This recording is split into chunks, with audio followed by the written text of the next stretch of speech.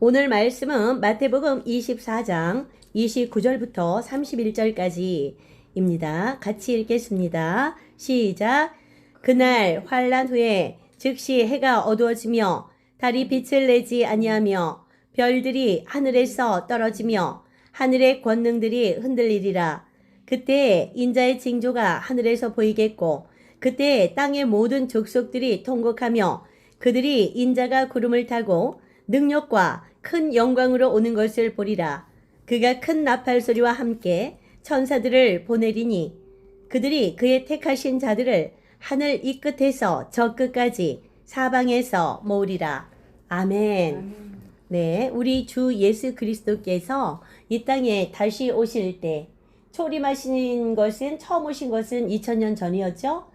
십자가에 못 박히셔서 우리 모든 사람들의 죄를 대신 갚아주시기 위해서 오셨습니다.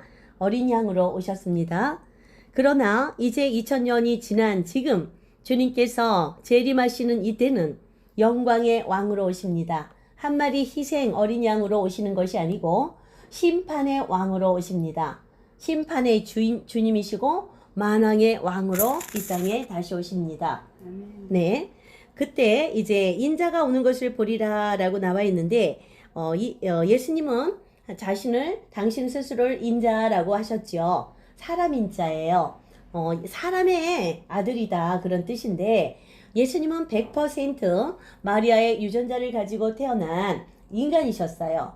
그렇지만 성령으로 잉태되었죠. 반면에 성령으로 잉태되었기 때문에 100% 하나님이십니다. 예, 100% 하나님이세요.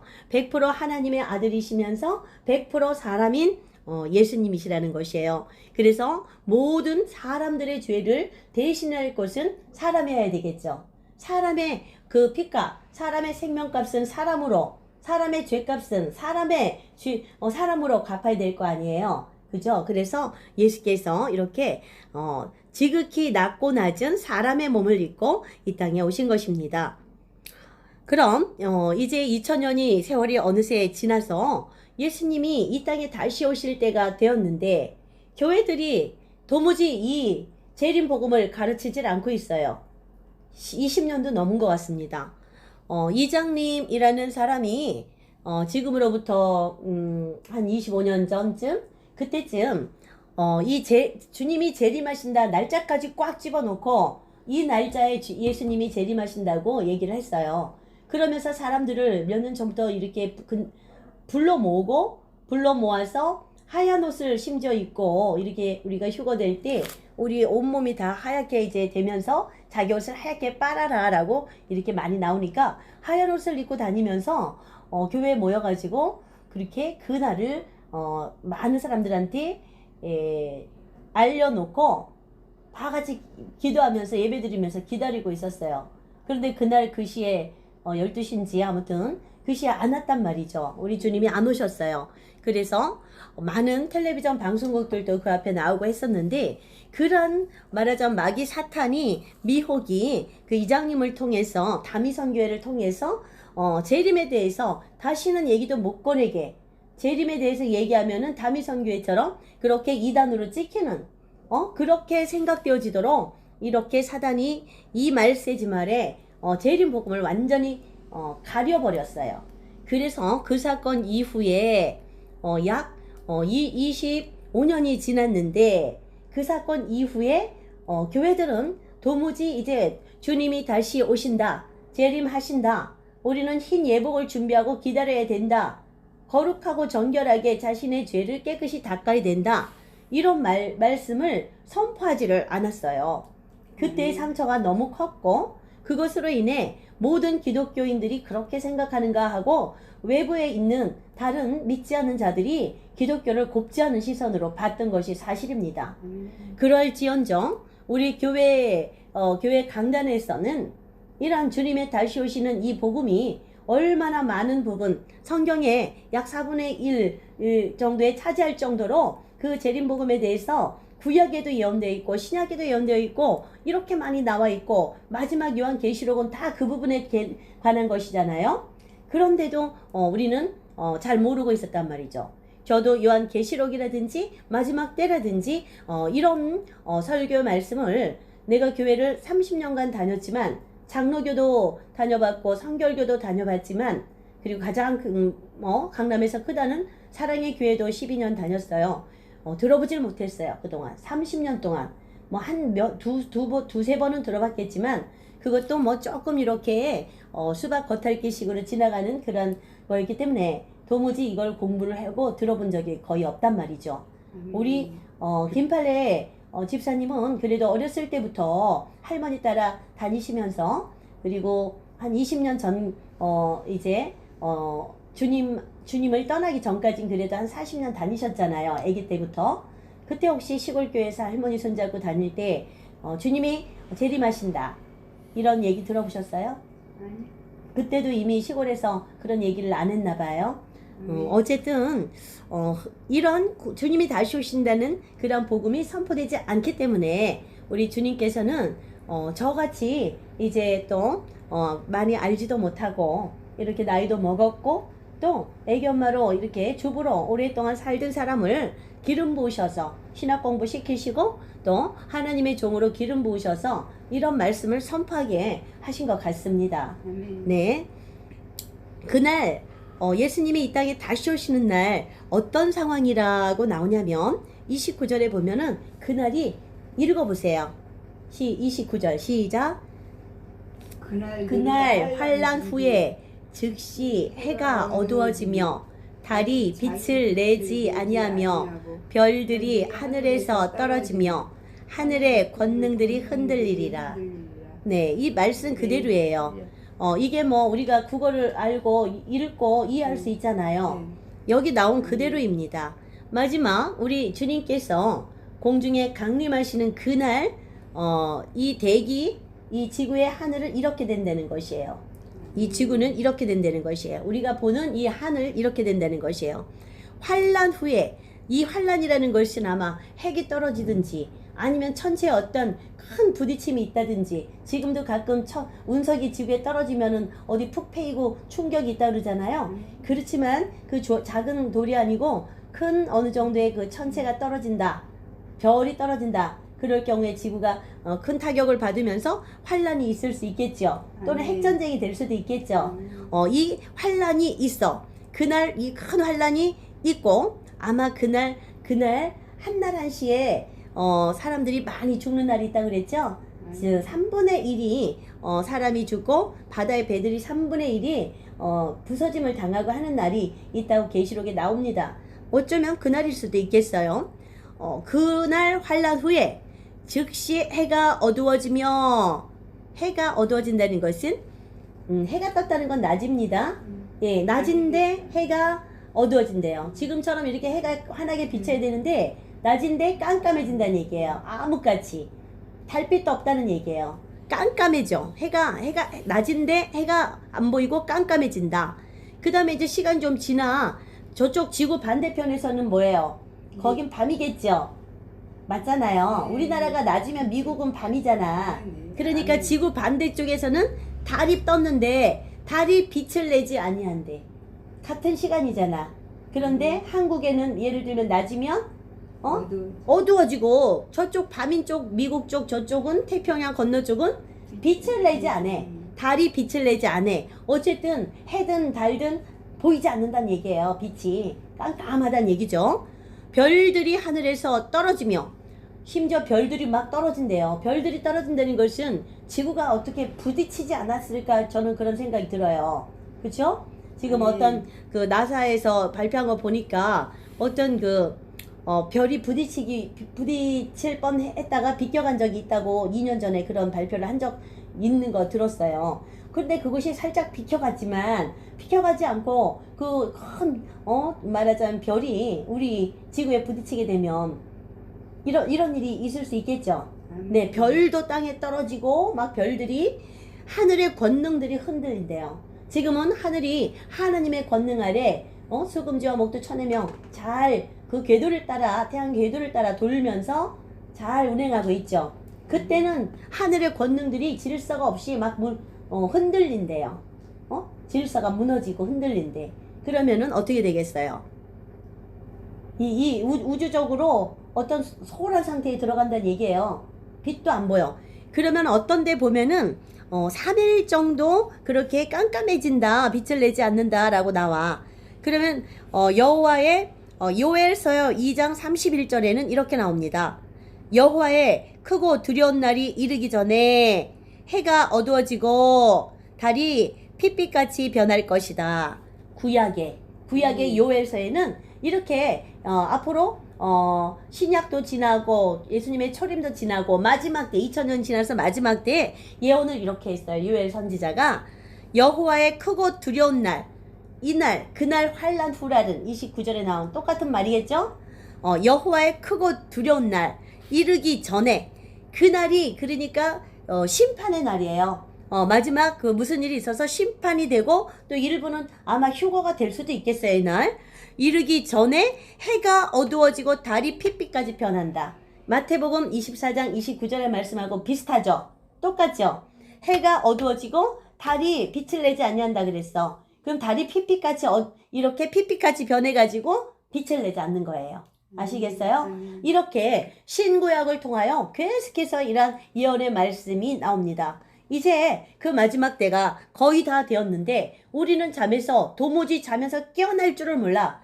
수많은 교회들의 지금 이 우리나라에만 해도 30만 명의 주의 종들이 있는데 과연 주일마다 주님이 다시 오신다는 이 재림 복음이 정말 이때에 가장 맞는 그런 말씀의 양식이 이 재림 복음인데 회개해서 주님의 재림을 준비하라는 이 말씀이 선포돼야 되는데 그런 말씀들이 선포되지 않고 있습니다. 이제 제가 하는 말씀을 듣고 이 때와 시대를 구분하는 그러한 지혜로운 분들께서는 함께 주님이 다시 오심을 선포하실 것을 권면합니다. 자, 30절 같이 읽겠습니다. 그때 시작. 그때 인자의 징조가 하늘에서 보이겠고 그때 땅의 모든 족속들이 통곡하며 그들이 인자가 구름을 타고 능력과 큰 영광으로 오는 것을 보리라. 어려운 거 없죠? 네, 거듭 말씀드리지만 그때는 하늘이 막 흔들리고 달이 빛을 내지 않고 해가 어두워지고 그때 인자의 징조, 인자는 예수님 스스로를 가르치는 말이에요.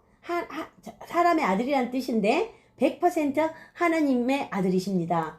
사람의 몸을 입고 오셨어요. 징조가 하늘에서 보인대. 다른 모든 사람이 볼 수 있도록 보인다는 거예요. 아까 이게 29절에 나왔잖아. 해가 어두워지고 달이 빛을 내지 않고 막 밤낮으로 깜깜해요. 밤낮으로. 이게 3일 밤낮으로 이렇게 깜깜하다고 나옵니다. 그리고 땅의 족속들이 막 통곡하며 왜 통곡을 하겠습니까? 막 부딪히고 어두워지고 하니까 이게 무슨 일인가 하면서 소리치고 통곡하고 주님이 오신다. 그러면 나는 준비되지 않았는데 어쩌나 하고 통곡할 수 있겠지요. 그들이 인자가 구름을 타고 능력과 큰 영광으로 오는 거 다 본대요. 지금처럼 유튜브가 발달했고 인공위성이 발달했고 텔레비전 이런 통신시설이 발달했기 때문에 이 주님이 딱 이제 낮은 지역에서 주님이 쫙 공중에 나타나셨어. 그래서 사람들이 막 휴대폰으로 찍겠죠. 찍으면 어떻게 해요? 막 유튜브로 올리잖아요. 금방금방 다 올려버리잖아. 그쵸? 알죠 그거? 그럼 어디서든 다 본단 말이지. 지금 있잖아. 찍어가지고 바로 올리잖아요. 1분 안에 다 봐. 전 세계에 있는 사람들이 다 본다고요. 그래서 눈으로 이렇게 직접 볼 수 있는 사람들도 있겠지만 그렇게 유튜브로 찍고 텔레비전에 나오는 그런 것들을 인자가 예수님이 구름을 타고 그 영광의 능력의 모습으로 큰 영광으로 오는 것을 보리라. 다 볼 것입니다. 준비한 사람도 볼 것이고 예수님을 다시 오시는 것을 무시하고 준비 안 한 사람도 본다는 얘기예요. 예수님이 다시 오신 것을 깨어서 기다리고 자신의 옷을 예수 그리스도의 보혈의 피에 빨고 날마다 기도와 말씀으로 준비한 사람들은 그날이 영광으로 들어가는 날일 것입니다. 예수님과 함께 이방 교회가 혼인잔치에 들어간다고 이렇게 나오죠. 우리 예수님은 교회 성도 한 명 한 명을 예수 그리스도의 신부로 삼으신다고 하셨는데 이 신부는 성도의 옳은 행실로서 자신의 혼인 예복을 준비하라고 말씀하셨어요. 성경에 나온 말씀대로 하나님을 목숨을 다하여 뜻을 다하여 마음을 다하여 힘을 다하여 사랑하고 예배하고 경배해야 되며 또 이웃을 내 목숨과 같이 내 자신과 같이 아끼고 사랑해야 된다고 말씀하셨습니다. 용서하지 못한 것이 있다면 사랑으로 다 예수 그리스도의 그 사랑으로 다 용서해야 됩니다. 용서는 7번씩 70번이라도 하라고 말씀하셨죠. 그리고 예배를 드리려고 하다가 내 형제와 불화한 것이 있거든. 가서 거기 헌금을 거기다 놓고 돌아가서 내 형제와 먼저 화해하고 와서 예배를 드려라. 그래야 내가 그 예배를 받겠다라고 말씀하셨죠.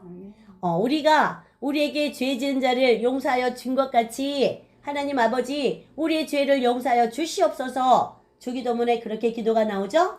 하나님 아버지께서 우리의 죄를 먼저 용서하시는 것이 아니고 우리가 우리에게 죄 지은 자를 사하다는 것은 용서하다는 뜻이에요. 용서하여 준 것 같이 아버지께서도 우리의 죄를 용서하여 주시옵소서라고 주님께서 우리에게 가르쳐준 기도에 나옵니다. 그래서 우리가 그리스도의 공중에 강림하실 때 아름답고 정결하고 거룩한 그리스도의 신부로 들림받기 위해서는 휴거 신부가 되기 위해서는 이러한 사랑, 예수 그리스도의 그 사랑을 가져야 할 것입니다. 하나님 사랑과 이웃 사랑을 온전히 이룬 사람이어야 될 것입니다. 아시겠습니까? 네. 그럼 31절 같이 읽겠습니다. 시작.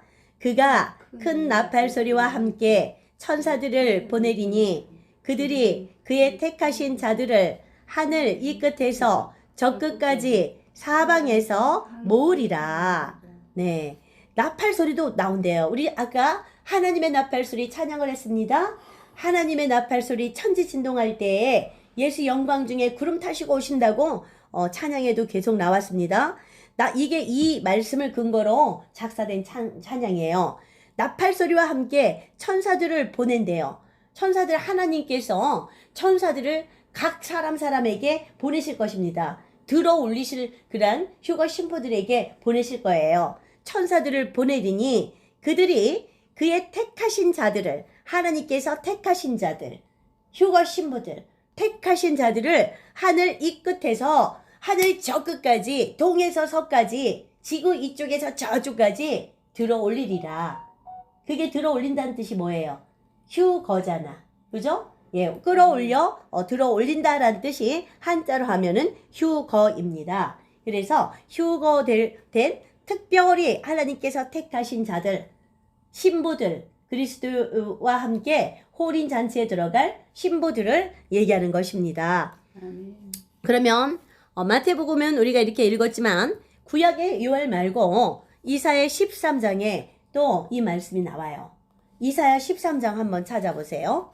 이사야 13장은 사라고 써 있어요.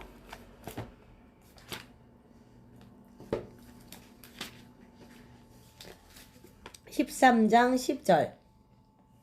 제가 찾아드릴까요? 여기. 4.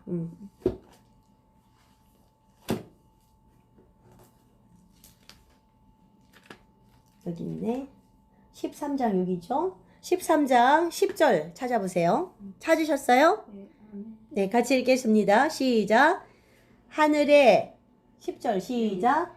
하늘의 별들과 별 무리가 그 빛을 내지 아니하며 해가 돋아도 어두우며 달이 그 빛을 비추지 아니할 것이다. 이사야 선지자도 이렇게 예언했죠. 그날에 하늘의 별들과 별 무리가 빛을 내지 않아. 별들이 막 떨어지기도 한다 그랬어요. 많은 별들이 떨어지면서 달빛만 안 내는 게 아니고 별빛도 없다. 그래서 밤에도 하늘이 깜깜하다는 얘기예요. 안 보인다는 얘기예요. 암흑이란 얘기예요. 낮에도 해가 돋아도 어둡다. 암흑이다. 밤낮으로 깜깜한 그 순간이 오면 예수님이 재림하시는 순간입니다. 그럴 때는 무조건 어떻게 해야 된다?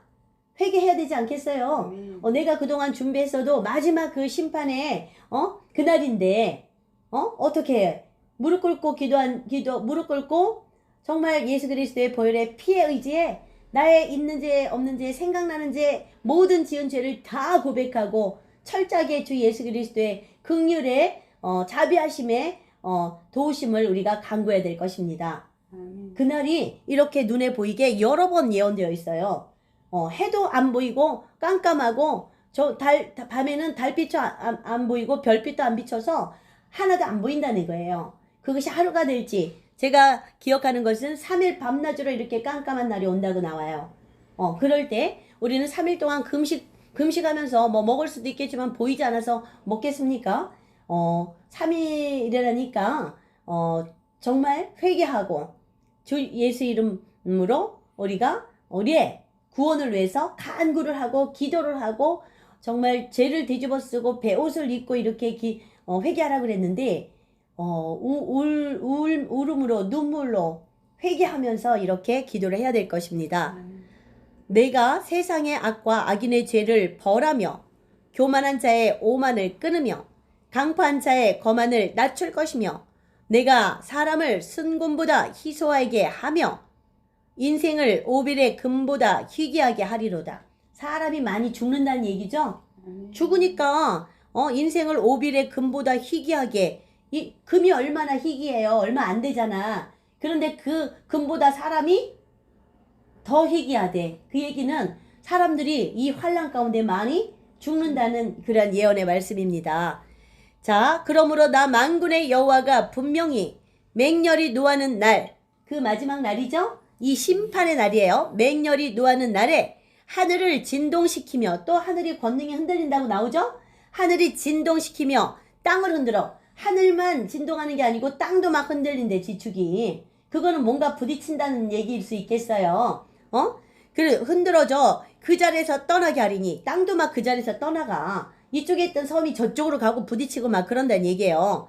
사람들이 그들이 쫓긴 노르나 모으는 자 없이 양같이 각기 자기 동족에게로 돌아가며 각기 본향으로 도망가. 이렇게 땅이 막 흔들리니까 각기 자기 가족들한테로 돌아간다는 얘기예요. 자기 나라로 도망가고. 그러나 만나는 자마다 창에 찔리겠고 잡히는 자마다 칼에 엎드려지고 그들의 어린 아이들은 그들의 목전에서 매어침을 당해서 죽는다는 얘기예요.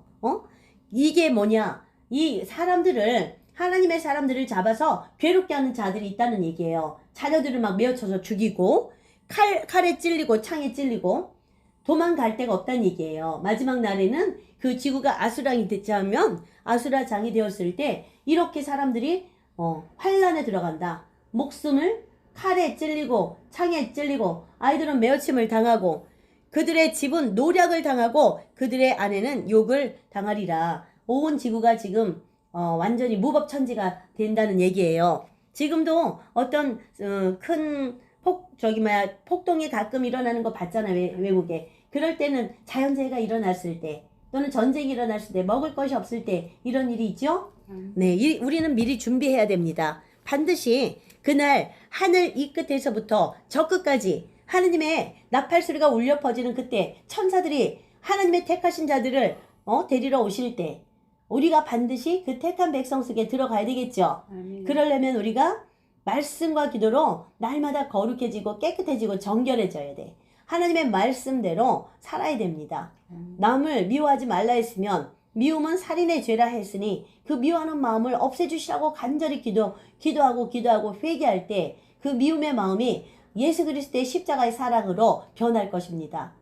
예수님께서 십자가에서 당신의 몸을 다 내어주시면서 모든 사람들을 살리셨잖아요. 예수 한 분이 사셨기 때문에 모든 사람들이 산 것처럼 우리도 우리 자신을 십자가에서 자기 자아를 내려놓고 자기 자아를 거기서 자아를 죽일 때, 그래서 우리가 죽을 때 죽을 때 우리가 다시 하나님의 사람으로 살아나는 것입니다. 아시겠죠? 네, 그러면은 아모스 8장 9절 10절에 나온 거 제가 읽겠습니다.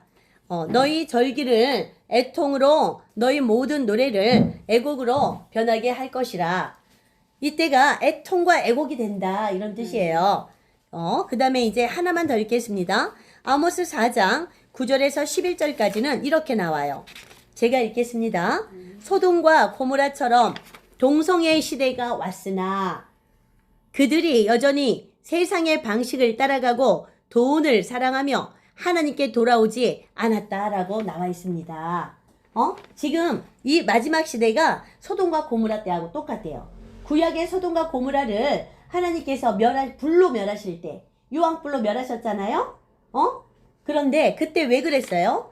거기 하나님의 사자들이 그 소돔과 고모라 땅에 롯을 이제 구해주러 갔었는데, 그 사람들이, 이 천사들이 남자 천사였는데, 남자들이 같이 말하자면은 같이 사랑을 나누자고 데려가고 막 들어오라고 그러고 내놓으라고 그러고 그랬어요. 그 롯의 집에 천사들이 들어갔는데, 이 천사들을 내놓으라고 그 동네 도시 남자들이, 소돔과 고모라 남자들이 그랬어요. 관계를 하겠다고. 이러한 못된 그런 동성애가 만연한 그런 시대였어요. 하나님은 그걸 보실 수가 없었기 때문에 소돔과 고모라를 유황불로 내려가지고 멸하신 것입니다.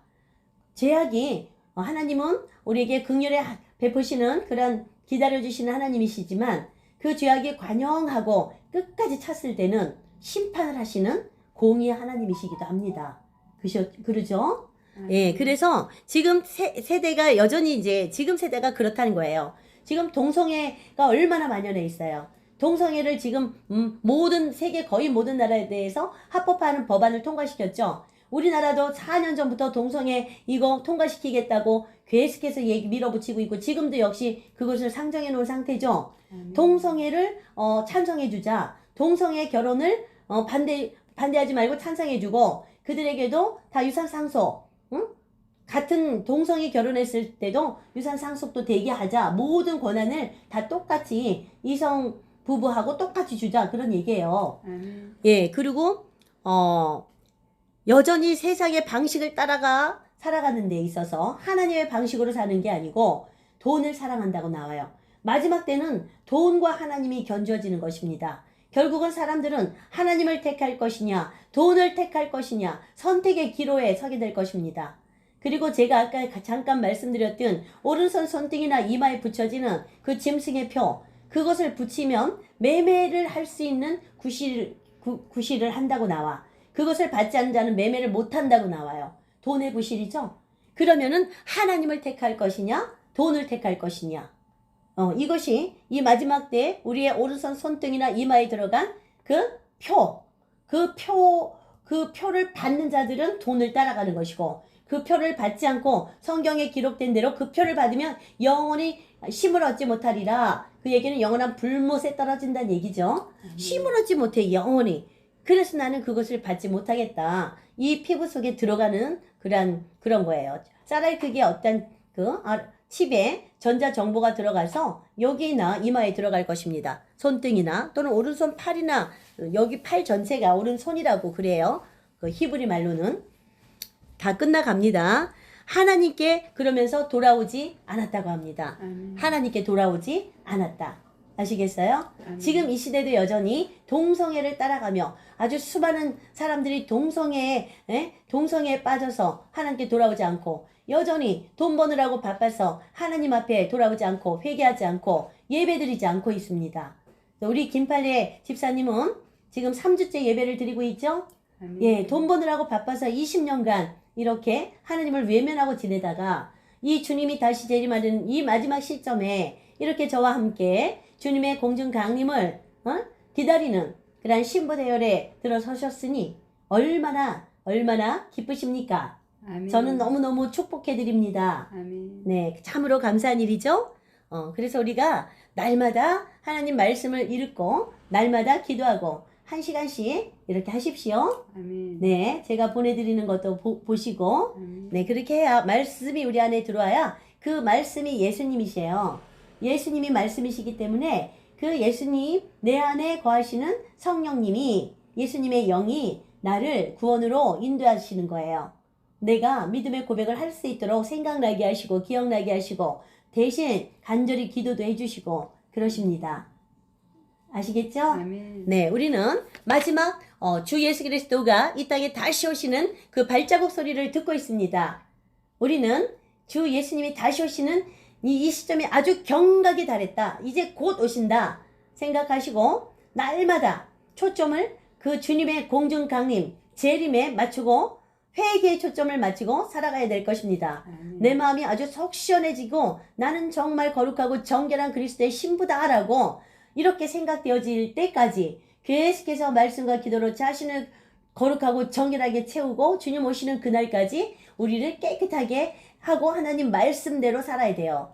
하나님 말씀대로 하나님을 사랑하고 이웃을 사랑하고 미워하지 말고 용서하고 또 우리 자신의 작은 죄까지도 날마다 회개하며 나가야 됩니다. 아멘. 네, 할렐루야. 아멘. 우리 주님 다시 오시는 그날 우리 모두 다 하나님의 특별히 선택받은 그런 백성들로 그리스도의 신부로 휴거 신부의 대열에 다 들어가시기를 축복합니다. 아멘. 아멘.